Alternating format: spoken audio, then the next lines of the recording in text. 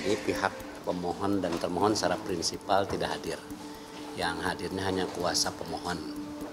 Oleh karena itu maka persidangan perkara tersebut ditunda untuk kepentingan memanggil kembali termohon. Ya. Dan akan dilanjutkan kembali hari Rabu tanggal 14 Mei 2025. Gonjang-ganjing rumah tangga Arya Saloka dan Putri Ane memasuki babak baru. Setelah melayangkan gugatan cerai pada 15 April 2025 lalu, sidang perdana perceraian pasangan ini digelar di Pengadilan Agama Jakarta Selatan pada Rabu 30 April 2025 kemarin. Di persidangan, baik Arya Saloka dan Putri Ane sama-sama kompak tak hadir di pengadilan. Saat sidang harus dilanjutkan di tanggal 14 Mei 2025 mendatang dengan agenda memanggil para pihak untuk mediasi, Arya Saloka justru terlihat ceria di salah satu acara film yang dibintanginya. Tampak menyepul senyum saat berbagi kisah tentang peran, Arya Saloka memilih bungkam saat ditanya tentang ketidakhadirannya di pengadilan agama. Bergegas menghindari sorot kamera, akankah Arya Saloka hadir di sidang selanjutnya?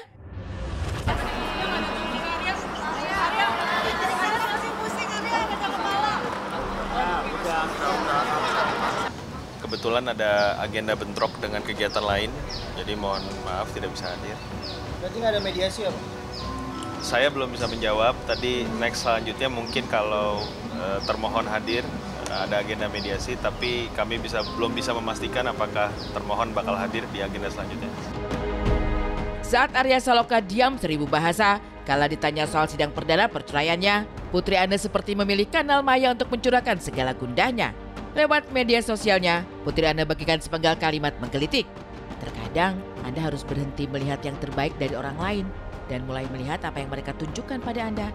Lantas, adakah ini ditujukan pada Arya Saloka? Bagaimana pula dengan segala kabar tak sedap yang selama ini kadung bergulir liar?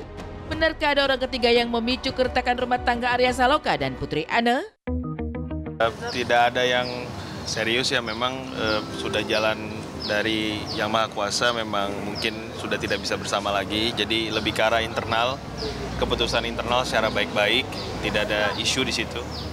Jadi mereka memutuskan untuk berpisah secara baik-baik. Bisa ketiga sama Arya? Tidak ada isu orang ketiga. Ini benar-benar murni hanya hubungan mereka berdua yang merasa ingin berpisah secara baik-baik demi kepentingan anak, tidak lebih tidak kurang, itu saja. Tepis isu tak sedap, pihak Arya Saloka tegaskan bahwa jalan perpisahan yang sekarang dipilih disebabkan karena persoalan internal kedua belah pihak yang tak kunjung ada titik temu.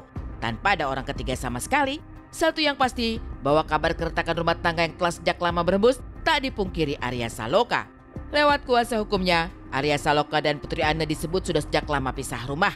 Menyebut jalan ini sudah menjadi kesepakatan, Arya Saloka juga tak masalah anak-anak diasuh oleh Putri Ane di kemudian hari. Mungkin bisa ditanyakan ke Putri Ane-nya, dari kami, dari pihak Arya Saloka tidak bisa menjawab secara spesifik ya tentang hal itu. Yang pasti masing-masing sudah tidak bersama dan memilih untuk mengurus anak dengan baik dan berpisah dengan baik, itu saja. Jadi pisah rumahnya sendiri? Kalau pisah rumahnya sendiri kami tidak bisa memastikan secara pasti. Yang pasti sudah tidak bersama beberapa tahun terakhir. Gitu. Anak yang pasti akan menjadi hak asuh di bawah Putri Ane sebagai ibu. Mengingat juga Ibrahim Adjal Rumi juga masih di bawah 12 tahun, sehingga berdasarkan peraturan masih harus di bawah pengawasan ibu. Jadi kurang lebih begitu. Ketika Arya Saloka dan Putri Ane memulai babak baru dalam perceraian mereka, Paula Verhoeven masih terus berjuang mencari keadilan pasca putusan pengadilan agama yang menyudahi pernikahannya bersama Baim Wong. Tak terima dengan hasil putusan, tak terima dengan tudingan ada orang ketiga, Paula sambangi Komnas Perempuan. Adukan isi hati, pihak Paula membawa sejumlah bukti. Kali ini adalah perkara dugaan KDRT, lengkap dengan rekaman CCTV, juga keterangan saksi ahli yang dibawa Paula sebagai penguat cerita mereka. Dugaan kekerasan dalam rumah tangga yang diduga dilakukan oleh suami atau saat ini oleh saudara Baim, kemudian pengaduan terkait pernyataan pejabat publik yang diskriminatif.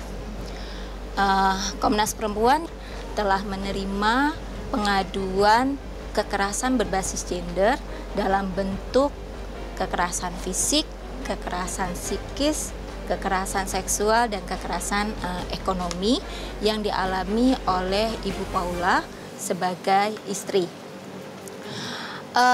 Dalam hal ini kami juga sudah menyampaikan bukti berupa CCTV dan keterangan dari ahli digital forensik. Putusan cerai pengadilan agama tak lantas menyudahi sengkarut konflik antara Paula dan Baim Wong. Selain membawa perkara ini ke Komnas Perempuan, Paula juga telah melayangkan banding ke Pengadilan Tinggi Agama terkait hasil putusan perceraian mereka. Dan segala drama makin bertambah runyam ketika Baim juga tidak tinggal diam dan memilih menggunakan hak hukum lewat jalan banding ke Pengadilan Tinggi Agama. Itu kami baru menyatakan ya, dan ternyata juga pihak sebelah juga menyatakan juga kemarin gitu ya. Nah, apakah itu menjadi suatu bahan pada saat ini?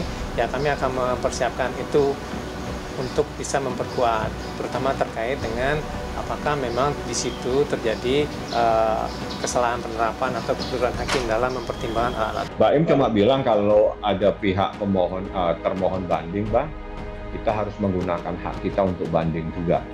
Artinya Baim menggunakan haknya sebagai individu yang dilindungi oleh undang-undang. Apabila ada upaya hukum, ada persoalan terkait dengan putusan, dia punya hak untuk mengajukan upaya hukum. Jadi upaya hukumnya karena ini putusan tingkat pertama, maka upaya hukumnya adalah banding seperti itu.